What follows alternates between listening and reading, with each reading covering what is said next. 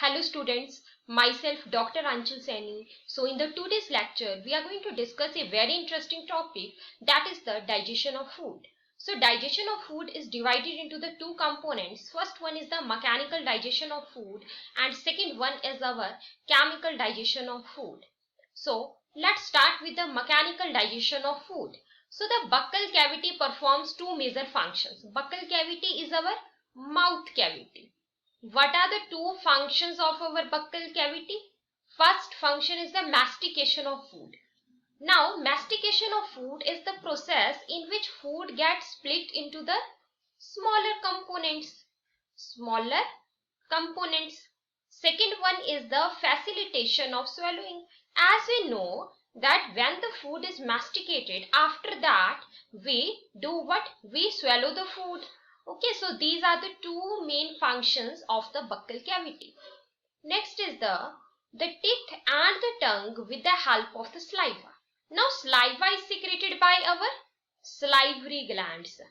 Salivary glands are there which are going to secrete the saliva.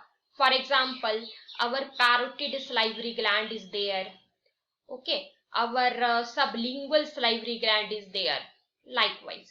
So basically the salivary glands are going to secrete the saliva and the teeth and the tongue with the help of that saliva masticate and mix up the food thoroughly. Let's take a simple example to understand this thing. For example, our food is get mixed well. Our food is get mixed well with what? With saliva. Okay, so next is mucus in the saliva helps in lubricating. Now, if food get mixed with the saliva, then what is the benefit of that? Mucus in the saliva help in the lubrication of our food. Whenever our food get lubricated, so it will be easy to digest further. So it will help in the lubricating and adhering the masticated food particles into the bolus.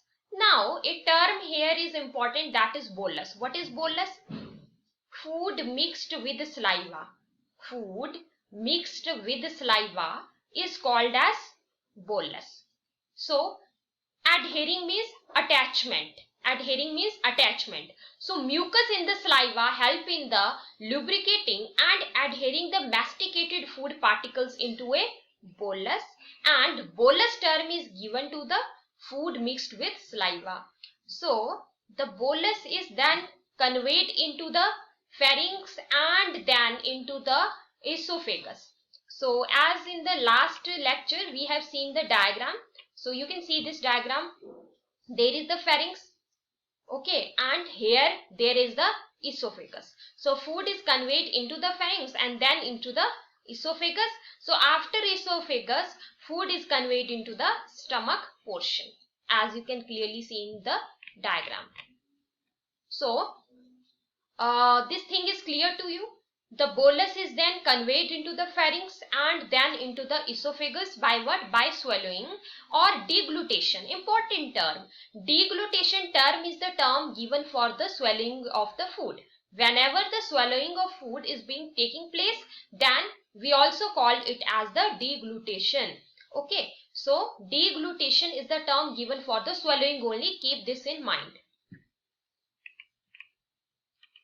Next is the bolus is further passed down through the esophagus by the successive waves of muscular contractions which are called as the peristalsis. So what do you mean by peristalsis? Peristalsis means the successive waves of muscle contractions. Whenever muscle contractions are being taking place, then those waves of muscle contractions are called as the peristalsis. So the bolus, simple thing, bolus is further passed down through the esophagus by successive waves of muscle contractions. Now muscle contractions are being taking place which are called as the peristalsis. So this term is important. Now we have learnt the terms like bolus, we have learnt the term that is peristalsis. Okay, next is there is a sphincter here which is called as the gastroesophageal sphincter. Gastro. Now whenever gastro word is coming, gastro word is related to what? That is related to your stomach. Gastro word is related to stomach. So gastroesophageal sphincter, that controls the passage of food into the stomach. Very, very important. So as we have seen in the diagram also, that food from the esophagus moves into what? That will move into the stomach portion. So there is a sphincter here. Okay, there is a sphincter here which is just like a valve that is helping, or that is controlling the passage of food into the stomach. Now the saliva secreted into the oral cavity. Oral cavity is our mouth cavity. The saliva secreted by our oral cavity contains, what is the composition of our saliva? Our saliva contains the electrolytes. It also contains the enzymes, like it contains salivary amylase enzyme. It contains the lysozyme. It contains lysozyme, and note it down, lysozyme is an antibacterial substance. It is the antibacterial substance which is present in the saliva. Next point is the chemical process of digestion is initiated in the oral cavity. Now always keep in mind, never confuse that the process of digestion starts from the mouth, or it starts from the stomach itself. Always keep in mind that the chemical process of digestion is initiated, or it gets started in the oral cavity or in the mouth cavity itself by the hydrolytic action of the carbohydrate splitting enzyme. Carbohydrate splitting enzyme is salivary amylase enzyme. Okay, so the digestion, the chemical process of digestion of carbohydrates, that will start in our mouth cavity only. Always keep in mind, because this salivary amylase enzyme has the hydrolytic action. It has hydrolytic action which help in splitting of the larger components of the carbohydrate, or the larger unit of carbohydrate, into the smaller units. I hope this is clear. Now we can proceed further. So about 30% of starch is hydrolyzed here. This is important from the MCQ point of view. This is a NCERT point. About 30% of the starch is hydrolyzed here. Here means in the oral cavity itself. In the oral cavity or in the mouth cavity itself, how much percent of the starch is hydrolyzed? About 30%. So here optimum pH is 6.8, means the salivary amylase enzyme is helping in this. So which enzyme is helping in this? Salivary amylase enzyme is helping in this, which works at the optimum pH of 6.8. This is also important question, and it gets split into a disaccharide which is called as the maltose. So our starch is polysaccharide. As the name itself indicate, poly means many, so it is a larger unit. Polysaccharide is a larger unit, and it get converted into the smaller unit of the carbohydrate. What is the smaller unit of carbohydrate? That is your maltose. That is the maltose. Okay, so at which pH here this enzyme works? At pH of 6.8. At pH of 6.8. So our maltose is the monosaccharide. Always keep in mind, it is monosaccharide. Our disaccharides are like our lactose is a disaccharide, right? So basically means main funda is that the smaller component or the smaller unit is formed from the larger unit of the carbohydrate. So next point is also important. The lysozyme present in the saliva acts as an antibacterial agent that prevents the infection. Now, as we already discussed, that lysozyme is present in our saliva. So it is an antibacterial agent. So if it is antibacterial agent, so question here arises that it is helping in what? So it is helping to kill the microorganisms or the germs which are entering with our food. So if those microorganisms are killed, then this thing is sure that we can prevent the infections here. Next is, in the mouth, salivary amylase enzyme works at the optimum pH of 6.8, and in the stomach, gastric juice is there. As we know, gastric juice is there which is secreted by the stomach. Okay, and pH of this gastric juice is, its main composition is HCl, we know. So here pH is 1.8. So these two questions are important. So in the stomach pH is 1.8, in the mouth it is 6.8, and in the small intestine region it is 7.8. In the small intestine region it is 7.8. So next is your buccal cavity or the mouth cavity. Buccal cavity or mouth cavity that secretes saliva because salivary glands are there.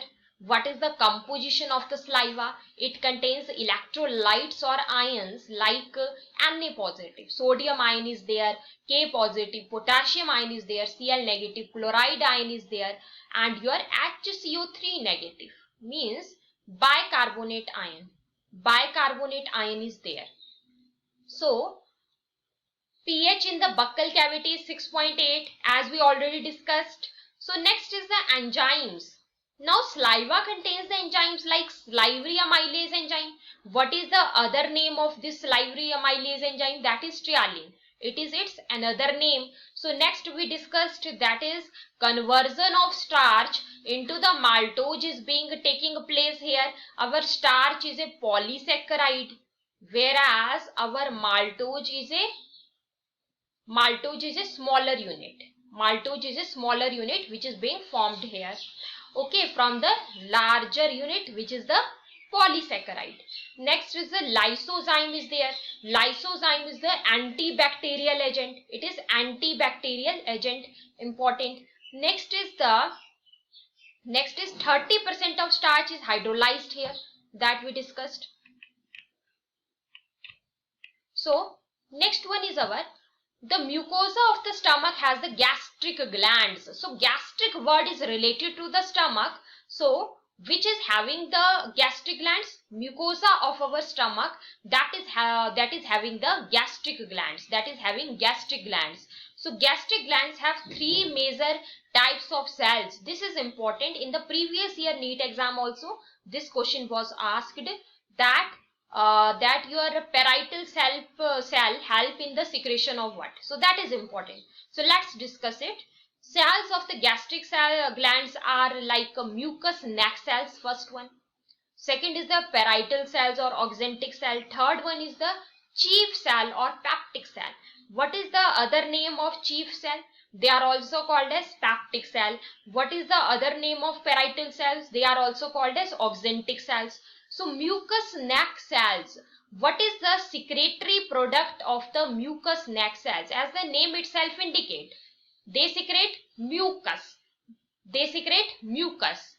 Okay, so its secretory product is mucin in acidic medium, in your basic medium or in acidic medium. Obviously in acidic medium. In the stomach also gastric juice is secreted or released, which is acidic in nature. So this is a previous year question, very important. Parietal cells are also called as oxyntic cells, and they secrete HCl and intrinsic factor. About intrinsic factor, a point is important. Intrinsic factor is a factor essential for the absorption of vitamin B12. It is essential for the absorption of vitamin B12. Chief cells are also called as peptic cells. Chief cells, other name is peptic cells. So as the name itself indicate, P for peptic, P for pepsinogen. So chief cells or peptic cells, their secretory product is the pepsinogen. So this is important from the examination point of view. First is mucous neck cells, they secrete mucus. Parietal cells are also called as the oxyntic cells, they secrete HCl and intrinsic factor. Chief cells are also called as peptic cells, they are going to secrete the pepsinogen. So in this way we have completed this portion. This is very important. The starch get converted into the maltose, which is a disaccharide. Okay, it is a disaccharide. It is made up of